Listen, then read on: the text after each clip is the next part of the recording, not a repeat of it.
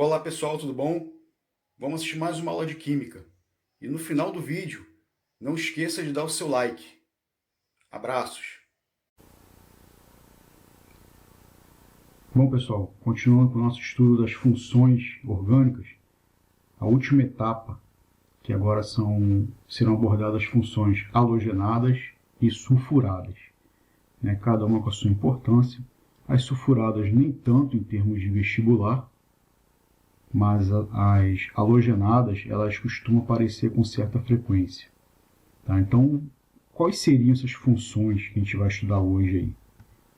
Nós temos os haletos orgânicos, os haletos de ácidos, os orgânulos metálicos, em particular os compostos de Grignard, que são compostos que a gente vai ver em reações orgânicas, ácidos sulfônicos e tiocompostos. Então, vamos começar pelos haletos orgânicos. Os haletos são compostos que possuem os halogênios, flúor, cloro, bromo ou iodo nas estruturas. Ou seja, esses halogênios vão estar ligados a um carbono. Esse R, no caso, é um grupo de carbono, uma cadeia carbônica aí. E X é o halogênio. Essa é a fórmula geral de um haleto orgânico. Para dar um nome, nós temos duas formas, a oficial e a comercial, ou vulgar. A oficial, a gente vai dar o nome do halogênio, localizado, no caso esse halogênio tem que ser localizado, ou seja, tem que contar a cadeia, e ver direitinho aí, localizar, mais o nome do hidrocarboneto. Então vai ser o nome do halogênio. O nome do halogênio é flúor, cloro, bromo ou iodo, mais o hidrocarboneto. E o comercial é o nome do haleto, que é fluoreto, cloreto, brometo ou iodeto, mais o nome do radical. Essa nomenclatura comercial, quem gosta muito de cobrar, ou sempre faz referência, é a UERJ. A UERJ ela sempre usa essa nomenclatura aqui comercial para os haletos orgânicos. Mas o Enem também costuma cobrar, mas não é tanto. O Enem dá aquela equilibrada, mas a UERJ ela sempre apela para o lado comercial, para esses compostos aí. Então vamos ver os exemplos aí de haletos orgânicos. Então, por exemplo, nós temos 3 cloros e um carbono. Então, pela nomenclatura oficial, vai ser o tricloro metano. E pela nomenclatura usual ou comercial, vai ser o tricloreto de metila, ou seja, o radical metil e os haletos. No caso, são 3 cloros aí. Nesse segundo caso, nesse segundo exemplo, o cloro ele vai entrar com o papel de radical. Então, nós temos a cadeia, o carbono 1, 2, 3, 4 e 5. E o cloro vai estar ligado ao carbono 2. Então, o nome vai ser o 2-cloropentano, na nomenclatura oficial, e o cloreto de sec-pentila. Sec-pentila é o radical com 5 carbonos, em que a ligação está sendo feita justamente no carbono secundário, por isso que é sec-pentila. Aqui nós já temos uma cadeia com insaturação e com haleto. Quem vai predominar é a insaturação. A insaturação, no caso aqui a ligação dupla, vai predominar em relação ao haleto, ou halogênio aí. Então a contagem da cadeia, dessa cadeia aqui, obrigatoriamente, vai ser da direita para a esquerda. Então carbono 1, 2, 3, 4, 5 e 6.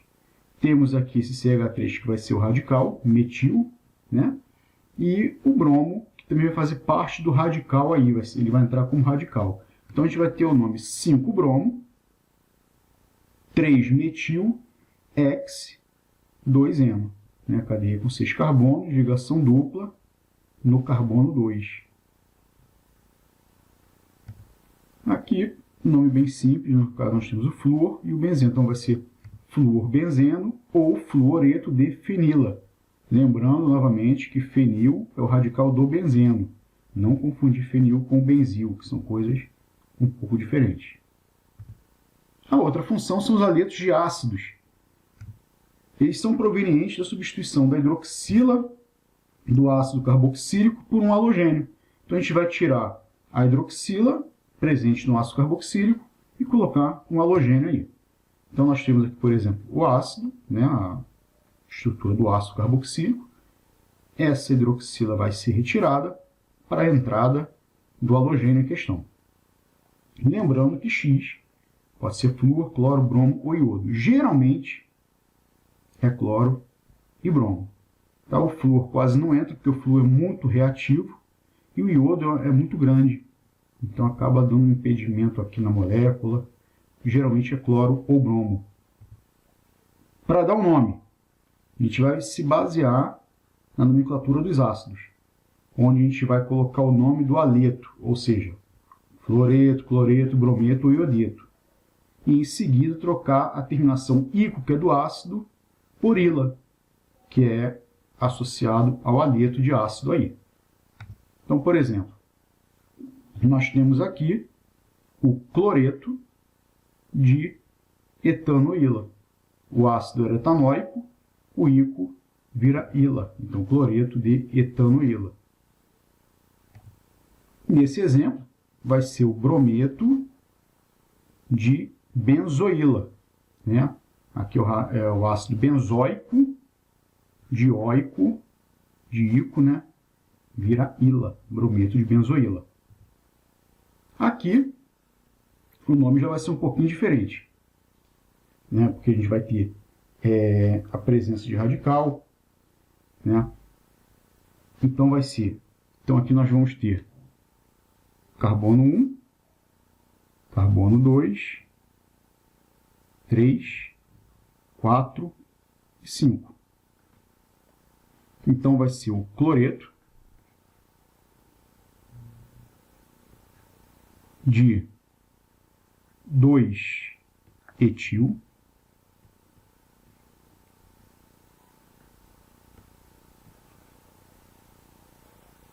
pente 3-enoíla. Bem complicadinho, né? Então, cloreto, que faz referência ao cloro. 2-etil, porque nós temos o radical etil no carbono 2. Pente, porque são 5 carbonos na cadeia. 3. Esse 3 faz referência à ligação dupla. Né? Está entre 3 e 4, então vai ser o carbono 3. E terminação ila, porque é um cloreto, é um aleto de ácido. A outra função são os organos metálicos. Um organo metálico é sempre aquele composto que tem um metal, um átomo metálico, né, ligado diretamente a um carbono. Então, o metal tem que estar ligado diretamente ao carbono aí. Então, por exemplo, a nomenclatura vai ser feita com o nome do radical seguido do nome do metal.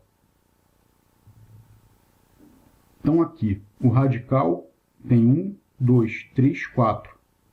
4 carbonos é o butil. E aqui é o lítio.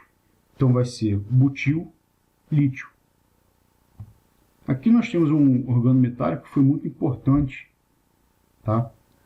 Que é o tetraetilchumbo.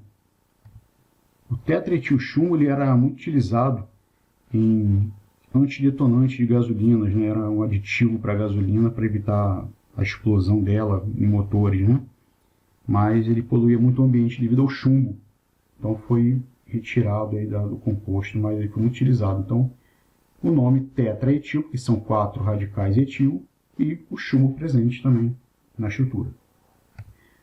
Como eu falei para vocês, nós temos dentro dos compostos dos organos metálicos, nós temos o composto de Grignard, que é um composto muito importante, uma estrutura muito importante para as reações, principalmente com aldeídos e cetonas. Então a estrutura de composto de Grignard é nesse formato. Nós temos o radical, temos o magnésio, que vai ser o metal, vai ser o organo metálico, a parte metálica aí desse organo metálico, e ligado a um halogênio. Para dar um nome, a gente bota o nome do aleto, o nome do radical e a terminação com o nome do magnésio. Então, aqui nesse caso, vai ser o cloreto de etil magnésio. Cloreto de etil magnésio. Aqui nós já temos o brometo de isopropil magnésio. Sempre lembrando, o composto de Grignard possui magnésio. Nós temos agora os ácidos sulfônicos. Como o nome já sugere, ácido sulfônico é um derivado do ácido sulfúrico, né? O H2SO4. O que vai acontecer aí? Esse H2SO4 vai ter a saída de um hidrogênio e de um oxigênio. E vai ter a entrada de um radical orgânico, de um radical de carbono, uma cadeia carbônica. Então ele vai ter esse formato aqui, SO3H, ou de uma maneira mais plana, né? S, dupla O, OH. A nomenclatura de Upac, que seja a nomenclatura do composto de forma oficial. Deixa eu botar a palavra ácido, mais o nome do hidrocarboneto, mais a palavra sulfônico. Esse sulfônico aqui, ele também tem que localizar. Tá? Nós temos que localizar na estrutura onde se encontra o grupo sulfônico aí. Então, por exemplo, aqui nós temos o ácido sulfônico, SO3H, 1, 2, 3 carbonos. Então, vai ser o ácido 1-propano sulfônico. Esse 1 aqui, ele faz referência ao grupo sulfônico. Tá? Então, ele está no primeiro carbono da estrutura aí.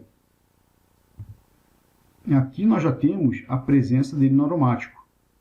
Então, vai ser o ácido 2-metil-benzeno sulfônico. Como eu tenho aqui o metil fazendo referência no 2, isso significa que o sulfônico é o carbono 1. Tá? Outra nomenclatura também que eu poderia colocar é o ácido orto-metil-benzeno sulfônico. Lembrando que o orto é a posição 1 e 2. Né? Então, a gente está fazendo a referência, né, às posições 1 e 2 aí. Bom, gente, agora nós vamos ver os tiocompostos para finalizar o estudo das funções orgânicas. Os tiocompostos são compostos que possuem enxofre em suas estruturas. Então, eles são provenientes de compostos oxigenados, uma vez que o enxofre e o oxigênio pertencem ao mesmo grupo da tabela periódica, são calcogênios. Então, pode haver a substituição de um átomo por outro. Então, assim como nós temos o álcool, nós temos o tioálcool, o éter, o tioéter, cetona, tiocetona, fenol, tiofenol. Ou seja, esse prefixo tio faz referência à presença de enxofre nos compostos, provenientes desses compostos oxigenados, já vistos anteriormente. Para dar o nome, a gente vai seguir a regra de compostos oxigenados, né, em termos de nomenclatura, né? Só que a gente vai ter a terminação, ou, dependendo, em alguns casos, até o prefixo, muito mais para a terminação, tiol ou tiona, que é o mais comum, são os mais comuns. Então, por exemplo, aqui nós temos o enxofre. Esse enxofre está tomando lugar do oxigênio. Então, o oxigênio fazendo ligação dupla, né, com carbono, oxigênio ligação dupla carbono, vai ser uma cetona. Então, aqui, como é um enxofre, vai ser uma tiocetona. Então, o nome da cetona, nesse caso aqui, seria a propanona. Então, aqui vai ser a propanotiona. Né? Esse tiona fazendo referência ao tiocomposto aí. Então, aqui nós temos o enxofre, nesse segundo exemplo, né, tomando lugar do oxigênio. Então, o oxigênio fazendo duas ligações simples. Então, é como se fosse um éter. Então, aqui vai ser um tioéter. Para dar o nome de éter, a gente sempre vê o lado da menor quantidade de carbonos, né? E vai dar o nome do radical. Então, aqui é o metil. E aqui, maior quantidade de carbonos, vai ser o nome do hidrocarboneto, etano. Só que aqui é um enxofre, no caso vai ser um tiocomposto. Então, vai ser o metil-tioetano. Metil-tioetano. E, mais um exemplo aí, nós temos aqui o enxofre tomando lugar do oxigênio. Então, seria OH, que seria um álcool. Então, esse aqui era álcool, aqui vai passar agora a ser um tioálcool. Para dar o nome de um álcool, a gente tinha que numerar a cadeia e localizar a presença da hidroxila.